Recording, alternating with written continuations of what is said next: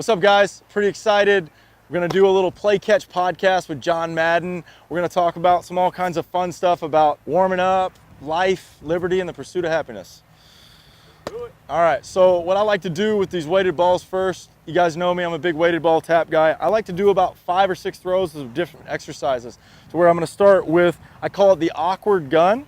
And so my wrong foot is forward. I'm a righty, so my right foot's forward. I'm going to go into my throwing motion, but I'm not going to let go of the ball. All right, so I'm going to do like 4 or 5 of these, really feel the mobility of my body, try to get my shoulders to turn as much as I can, right? Get all the way through.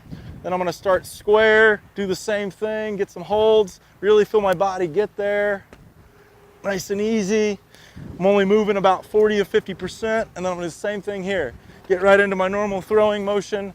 Get everything going good, and then throw it. And then from there, I'm actually going to throw it. I know you guys think that that's crazy, but here we go. I'm going to go through the throwing motion.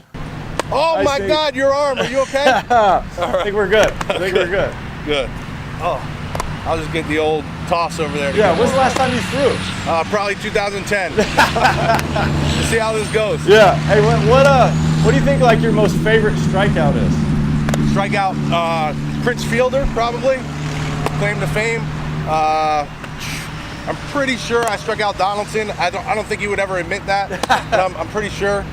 Well, you know David Freeze. Oh yeah. Had a couple bigger. Guys. You know those big guys don't ever admit to anything. You know? That's right. Yeah. They got that short-term memory. Yeah, exactly. Exactly. Yeah, I had a small claim to fame. I struck out Andrew McCutcheon before I knew who he was. Oh, nice. Yeah, we played in a tournament against each other in Louisiana, and he had the twisties, and he was the leadoff guy for Team Florida USA. No clue who the guy was. Struck him out. A week later, first rounder. I was like, wow, okay. Wow. Yeah. And so, like, you couldn't really even tell how good he was back then. No, exactly. Well, I mean, I could tell he was good. He was leadoff for Team Florida USA, but I was a different guy, too. I was in a whole other world. I came from a small school, didn't even get recruited out of high school. Actually, 2 weeks before the fall season, I committed to play college baseball. And he's not very big either, is he? No, at that point, he hadn't even put on the size. He was this little wiry, super fast guy. I think he was probably just as fast then as he is now. Wow. And we were talking earlier about size in baseball, and obviously, you know, it's hard to tell, you know, our size on camera sometimes, and obviously on a podcast, you're definitely not going to be able to tell that. Yeah. But, you know, we're both pretty tall guys, and I think we've got pretty typical pitcher bodies. You know, how do you think size plays a role in baseball and then in pitching? I think it's huge. You got the other ball? Yeah.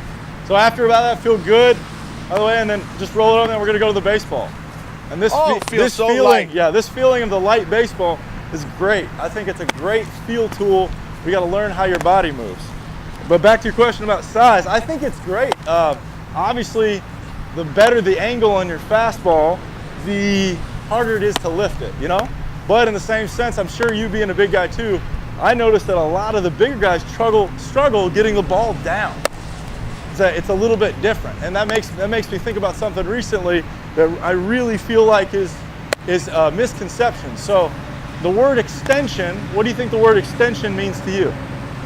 Well, I don't like the word extension. Okay, all right. Because what I think of is reaching out here. Okay. But that's not really what happens in the release point. Awesome. So I feel like we're on the same thing, because you hear all these coaching cues all the time from guys, right?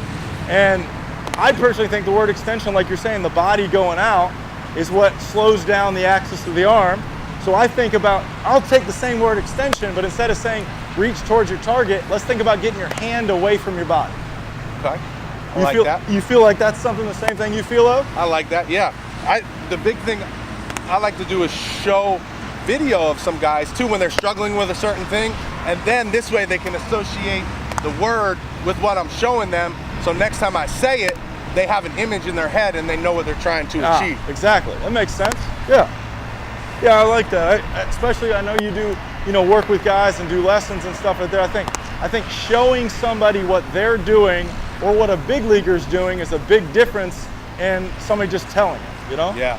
I don't know about you, but I was a big feel guy coming up, so I really like to, something visual in front of me was very beneficial to me, and I learned a lot quicker, and then I was able to feel it quicker, because when you can associate that that image in your head with what you felt, then it's a lot easier to fix it, a lot quicker fix if you know what that feeling is in your body. And I think all the best athletes and pitchers have great feel when they're pitching. How are you feel-wise versus mechanical-wise? I think the mechanics is the worst word in pitching. Because as soon as we get to mechanics, everybody gets super robotic. And they stop feeling their body, like you're saying, stop being an athlete and stop being smooth, you know? I want you to feel how your body's moving, what everything's happening. And for me, the easiest indicator is where the ball goes. If the ball doesn't go where you want to, how do you know if you did something? That should be your indicator. If you spot up, if you throw the ball as hard as you can and you hit your spot, and your coach tells you, you didn't get extension or your back didn't go in the right thing, why does it matter if the ball went right there?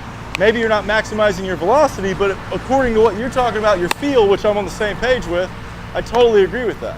I had many coaches, just like I was telling you before, they don't like your arm action or this and that, but I come out and throw the ball as hard as I possibly can and wouldn't miss the glove. Well, what's the problem? Why are we trying to fix something that's not broken? Yeah, I think that's a big thing in coaching is coaches sometimes overcoach to feel like they're doing something. Oh, for sure. Sometimes it's best just to let the player feel what's going on and kind of, I like to let my players know that that's their job, as they're going. So one of my biggest coaching pieces of information that I give to the players is like, hey, I'm here to help you, see things that you might not be able to see, but at the end of the day, you're the guy on the mound. You got to feel it, and I'm going to help you do that, but, it's on you. Exactly. I totally agree. One of the biggest issues I think that even with those young kids too, they're going through everything, as soon as you see them, as soon as they throw the ball, instead of immediately registering how it feels to them or where the ball went, they look right at you to see, was that right? Did I do it right? Where'd the ball go? How did it feel? Why are you looking into me? I'm not throwing the baseball. There's a process that I have my guys go through after every pitch, and it's ask themselves, first of all, was it good or was it bad? Yeah. If it was good, try to repeat it. Yeah. If it was bad, why? What felt bad? What felt wrong? Once they figure it out, sometimes they can't, and I say that's fine. Sometimes you don't know, Yeah, exactly. But if they can feel it and they understand what it felt like, then they can make that small adjustment and do that on the next pitch. Yeah, exactly. That way they're working on something when they're throwing and not just throwing to throw. It reminds me of something I heard recently on one of a Gary Vee. I'm a big Gary Vee and Rogan guy, and he's talking about independent confidence and being able to have the confidence in what you're doing and not relying on somebody else to tell you if you're doing it right or wrong. I like that. I like Gary Vee and Joe Rogan too. They're two of my favorites. Yeah, it's so crazy the amount of information that I feel like isn't tested.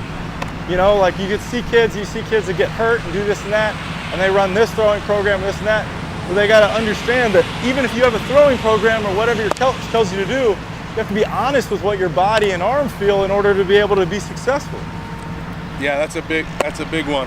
You definitely have to pay attention to your arm and how your body's feeling. And again, those athletes, in my opinion, are the ones who have the best success. Yeah, for sure. How you feeling? Feeling good. I'm glad you're pitching today, though, and not me. Yeah, exactly. You guys know me. I'll throw all day. When I go out long toss sometimes with some clients, we'll go out there for 2 hours and just let it eat. I think that, so what do you think about this? I think arm conditioning in general is underrated also. Everybody wants top end velocity, but I don't think we throw enough for a duration of time. Yeah, I agree. I think, I definitely think guys are underprepared for the amount of throwing they're going to do by the time they get into the game. And I can't tell you how many emails and comments I get about, Coach, my arm's sore, what do I got to do to fix it?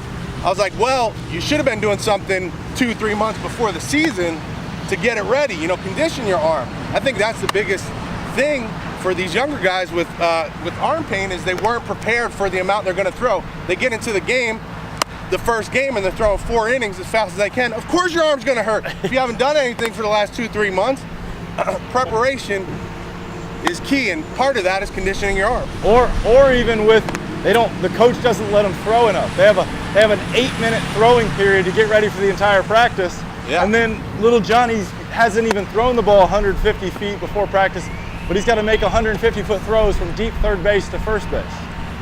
Yeah, I mean, even here in Florida, and we have great weather, and if we're talking about your typical high school season, you know, fall ball, if you're not playing travel ball, you know, you're going out there without the coach and getting your throwing in. So a lot of guys aren't getting their throwing in then. Then they have Christmas break. Then they come back, and they've got like 2-3 weeks before the season starts. And Yeah, Christmas break. I see Christmas break issues all the time. I had multiple high school guys this past year that were, coach told me to shut it down and then pick it back up. Why? Well, I understand a shutdown period if you're hurt, but if you're training and you're trying to get ready for the season, that 3-week period going into January is huge. Yep. I actually do a pitching velocity boot camp every year, 6 weeks before the start of the high school season. So it's usually like January 15th and the 6 weeks before that. Yeah. And we build up guys, and we've been seeing great results with them there. And the best part is not only the results, but it's right before the season starts. So now they're going into the season feeling fired up. Exactly. And, you know, having success in the game, which is the most important thing. It's great to light up the radar gun, which is what we're trying to achieve there, but also you want to carry that into your season. I totally agree. I think that's where that word queso came from with me. It was just you got to feel that queso. You got to work at it, you know. And then when the athletes start to feel, I mean, you know it. Like there's sometimes that fastball comes out and it feels weightless. It goes exactly where you want to, and you knew that was it. And it's almost like you're trying to chase that perfect throw again, so you can get it. Oh man, I felt so good. How do I do it again? You know, they talk about that with big wave surfers. You know, they ride that big surf wave, and they gotta, you know, try to repeat the feeling of getting into autopilot from where they're going. Yeah, I like that, man. You get me hungry talking about queso. I hear you every day on Instagram, Cutternation, talking queso, and you make me hungry. You're always eating them damn steaks on camera. Every time I tune in, I get hungry. What do you think about weight for pitching? Oh, I think, okay, so I want to change weight to strength. Okay. I think that weight will, if you worry about your weight, you might not be eating the right stuff. I think if you worry about your strength, or, you know, being smart about your lifting and go from there, I think you'll see way more results instead of worrying, you know, instead of looking at each day, what do I weigh? Because, you know, you could be 200 pounds but not be a very good athlete, but someone told you you're going to be 200 pounds and throw 90 miles an hour. I don't think that is even close to what the concept you should be trying to address. Let's worry about how many times you can squat, or, you know, what your lunges are, what's your routine, how's your deadlift technique. Let's worry about the stuff that you can actually measure. You know what I mean? Because you go out and if you're 240 and you're a junior in high school and you can't figure out why you keep going 75 miles an hour, well, let's address how athletic and what you're trying to be. Because I think pitching is the most athletic movement in sports. I like that. I like that a lot. And I think it goes back to feel too, because you got to feel what your best weight is. Like, and you know, that goes back to the strength. Like you said, some guys, you know, you got these skinny guys out there blowing gas, and that feels great for them. And then you got, you know, other guys who feel heavier. So if a coach was a heavier guy and tells you, oh, you got to get, you know, heavier to pitch faster, you're probably going to think that you have to do that. Maybe you're not that guy. Maybe you're not. Yeah, exactly. But strength is the underlying key. Obviously, if you have that strength and that explosiveness, that's what's going to help you pitch faster. But I think finding your playing weight is huge. That goes back to like Gary Vee, that self-awareness. Yeah, exactly. I think you were talking about before about being your own coach, right? Yes. That was on you, right? That's the same thing. I feel the same thing. You know, I've got a lot of bad coaching advice in my entire from little league up, you know, and I remember specifically going to, you know, because where I came from, being 32, we didn't have a Yugo Pro guy in my backyard that I could go get lessons from. So I had to go to the, you know, a university camp here or there, and then I got real confused as I went to University Camp A. That information was not even close to University Camp B, and then, okay, let's try another, and we go to another one. Now I got 3 different schools of thought, and I have no idea what to do. Now I'm just more confused. Yeah. And that, you know, it's funny, I tell my kids all the time too, you're gonna, by the end of it, you're gonna have 100 different coaches. You know, if you play this game for a while, you're gonna have 100 different coaches. Guess what? They're probably all gonna tell you different stuff. Yeah. You know, your job is to listen, think about what makes sense to you, try it out. If it's feeling good, keep it. The rest of the stuff that you think is garbage, throw it away. Because at the end of the day, you're the guy on the mound, not mom, not dad, not your private instructor, not your other coach, not your other coach, not your assistant coach, not your uncle. Nobody else is on the mound. You're on the mound. 100%. 100%. Take ownership on knowing who's throwing the baseball. Now, with that being said, I know a lot of coaches, when you're out there, if you're doing your own thing and you're messing up, that's when they yell at you. But guess what? If you're doing your own thing and you're doing good, they're not yelling at you. Exactly. 100%. I'm totally with you.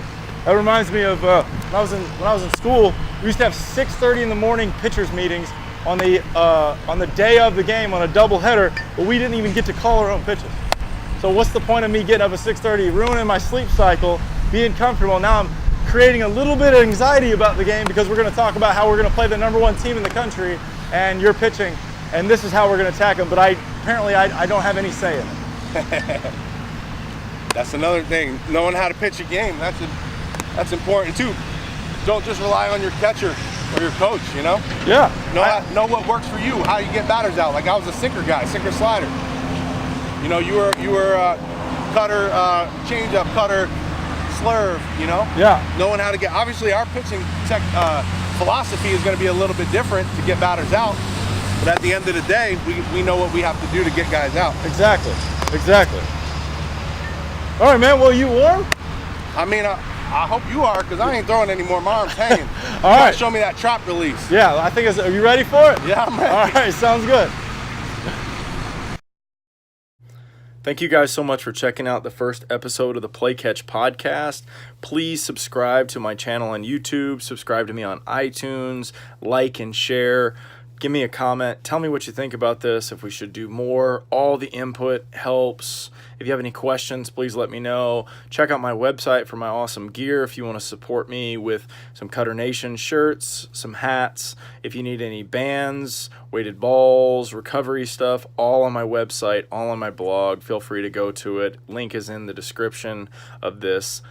Awesome stuff. Thank you so much. One last thing, don't forget, throw hard.